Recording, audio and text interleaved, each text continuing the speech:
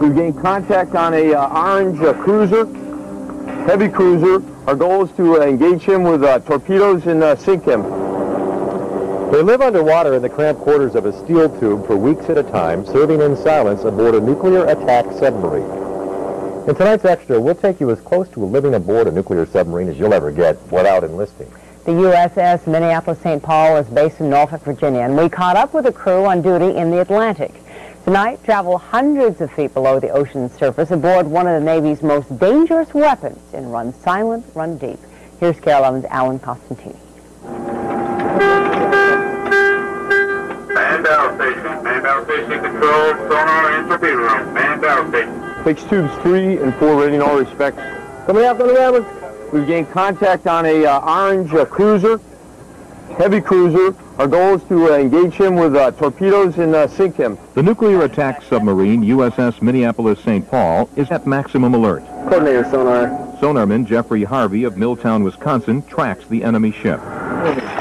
Torpedoman Matthew Larkin of Minneapolis guides the 17-foot torpedo into the tube. Mark, velocity sensor switches up. Fire control begins to plot solutions, paths for the torpedoes to their targets. Solution ready. Target, range, mark, down scope. Stand by. Shoot. Fire. Torpedo course 298, run to enable 8,200 yards. All of this, of course, is a drill. It's what submariners do. They practice war.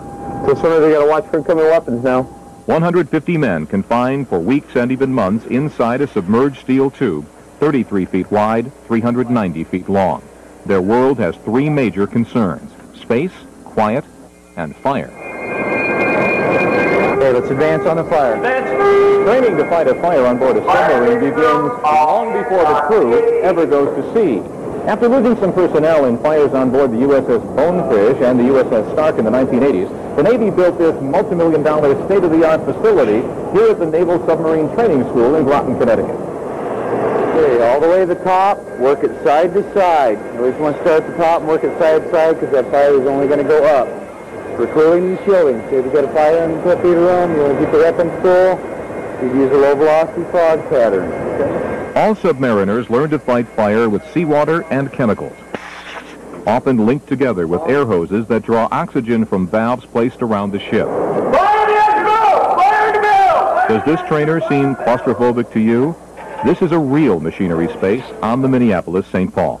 If we had a real fire and we, for some reason, couldn't use our low-pressure blower, we could align the diesel to take a suction in that compartment and take all the exhaust, the contaminated air that we need to breathe, and get rid of it. Even on this atomic-powered boat, there is a standby diesel engine. It's packed into a room where they make breathing oxygen from seawater by running electrical current through it. Air, water, and nuclear fuel are no problem. Deep-fat fried shrimp, we've got chili macaroni. Human fuel is the crucial item on a long undersea patrol. When the crew sits down to eat today's dinner, they are sitting on tomorrow's lunch. Each bench is filled with food. In between the benches is filled with food. On the outside of the benches is filled with food. And when we go to load out, sometimes we even have to walk on it. The crew's mess seats just 24, so the men eat 4 meals a day in shifts. The food is basic, but there's plenty of it. We tell Mickey to lay low, we get Rizzo to handle. The mess is more than a dining room. It's also the theater for watching taped movies. Fills in through your 2 drain lines. The classroom for the constant teaching as sailors qualify for higher ranks and earn their dolphins, the submariner's unique insignia. Stoney, really proud of you. There you go. To wear the dolphins, the crew member must learn everyone else's job. Those skills could be vital in battle when casualties could knock out part of the crew. The men of the submarine service. There's almost no privacy on a submarine other than drawing the curtain on the bunks, which are stacked 3 high for the crew. I'll go ahead and crawl in here. About enough for a 6-foot individual, not much more than that, or you have to kind of curl up a lot. Lieutenant John Carpentier of Waverly, Minnesota, shows how some crew members get to their bunks, under the torpedoes. I don't think I could roll over in here. There is a cult of quiet on the sub. Machinery sits on rubber sound insulators. The decks themselves are connected to the hull with rubber clips. And signs everywhere remind sailors of the old Navy slogan that loose lips sink ships. The drive for silence applies even in the heads, the toilets. And it has a little sign back here, lower seat after each use, and the reason we're concerned about that is because if you leave the seat up and it flaps down, another submarine could hear that outside the water and it could get us detected. There is no other machine in the world longer than a football field, wider than a mobile home, and quieter than the family car. But there are times when noise is not a concern. Surface, surface, surface. This is a submarine's most dramatic maneuver, the emergency blow. Air is forced into the ballast tanks, and the ship flies toward the surface from hundreds of feet down in less than a minute. Full rise, both planes, full rise, full rise. Such is the power of these vessels that are so feared in modern warfare.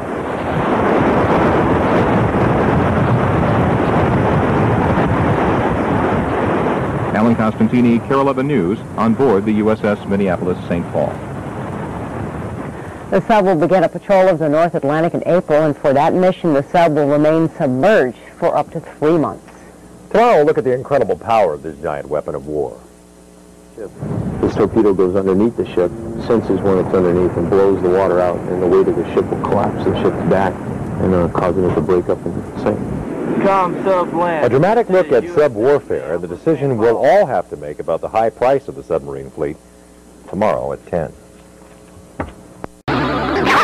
Dive.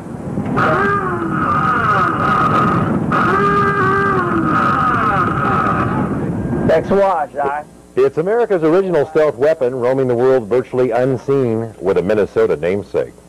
The USS Minneapolis St. Paul is one of America's few dozen nuclear attack submarines. But tighter budgets and military cutbacks are putting the future of America's subfleet in doubt. In tonight's Extra, KARE 11's Alan Costantini takes us on a rare tour of the submarine and shows us the awesome power of this giant weapon of war. On deck, sounding the whistle. Cast off 2 and 3. Get that ready to throw it off. Bridge topside, we have all personnel on board. A nuclear submarine may fight a war or enforce a peace, but it can't stop the snow of a nor'easter. Bridge topside lines 2 and 3 are single. The USS Minneapolis St. Paul and her 150-man crew need to get the giant attack submarine underway as quickly as possible. But the sailors are cautious. The non-skid deck surface is slippery with New England ice. As the submarine's speed leaves the harbor tug behind, the crew retreats into the turtle shell of the ship. The eyes of the ship are now the periscopes sighting on landmarks. We've already passed the green blue. We just passed the green blue. And the captain bundled in an exposure suit keeping watch from his perch on the submarine's steel sail. The danger to the warship is minimal, but her hull, snagged in a fishing net, would quickly pull a trawler under the waves. The Minneapolis St. Paul is almost 400 feet long, but she can be very hard for other ships to see. After all, the submarine is the original stealth weapon. Most of the ship has tiles, acoustic tiles, the pieces of rubber about an inch thick, glued to the sides of the ship. That keeps in our own noise, and it makes us invulnerable to sonars from other submarines that may be transmitting on us. And there is the incredible device called a towed array.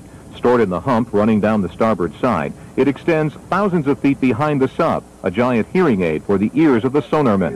Initial classification is surface contact, analyzing. Trained to separate warships from whales, large from small, slow from fast, all by sound. Set up to load, 1 head mark 48, warside tube 1. One important role is guiding the lethal $2 million ADCAP torpedoes to the target, which is the space directly under another ship. So we're not trying to punch a 21-inch hole into the side of the ship. This torpedo goes underneath the ship, senses when it's underneath, and blows the water out, and the weight of the ship will collapse the ship's back and causing it to break up and sink. Sub land. This is USS Minneapolis St. Paul, over. On the surface, the radio room is a busy place, with teletype and voice messages. But even when the ship is submerged, she can be contacted.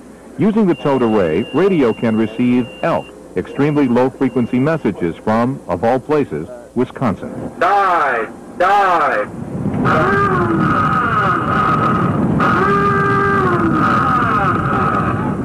Thanks for watching, Full dive in the stern plane, establish a 3 down. Effortlessly, the great ship slips quietly down to 150 feet below the surface and deeper. Helm all ahead flank cavity. The exact top speed of the ship is classified. Officially, it simply goes faster than 25 knots, about 30 miles per hour. And we've just passed through 25 knots now, accelerating to the ship's maximum speed. We're still at a depth of 550 feet right now. Now, older ships would be rattling and shaking quite a bit at this speed. These newer 688 submarines are a much smoother ride at the high speed, and this is as fast as an American submarine can go right here. Ship is secure for rig for deep submersion. It's not just speed that makes the submarine so formidable. She can run very deep, far in excess of the 800 feet the Navy admits to. Pull down, Fairway. There's 5 down. Very well dived. From such depths, the Minneapolis St. Paul can patrol the oceans unseen and undetected, Prepare to surface. then rise to battle station depth armed with her mines, torpedoes, harpoon, and tomahawk missiles. Then I watch 2-3. She is the ultimate platform for high-tech conventional warfare. Shoot. As impressive as this vessel is, the question being raised in military think tanks and in Congress is, in the wake of the end of the Cold War, does the United States still need to maintain such a large fleet of nuclear submarines like the Minneapolis St. Paul? Yeah, the enemy thing is still there. It's these other countries that have their diesel submarines. It's Russia still that has a very potent, capable submarine force. Russian submarines of late have been making their presence known, following American warships and patrolling near American naval bases. The Pentagon uses such incidents to call for the completion of new Seawolf-class attack submarines. This is the first such warship, still in the graving docks at the Electric Boat Company in Groton. The price tag, $2.4 billion. Remember when you line up with civil shows, you got to really work to get in there and navigate. This alarms those who argue America can afford to trim its submarine fleet, but the submariners argue their presence is political necessity. Alan Costantini, KARE 11 News, on board the Minneapolis St. Paul. The new Seawolf attack submarine goes to sea for the first time this month. The Navy originally planned to purchase 30, but will now only buy 3. Instead, it will begin building a smaller and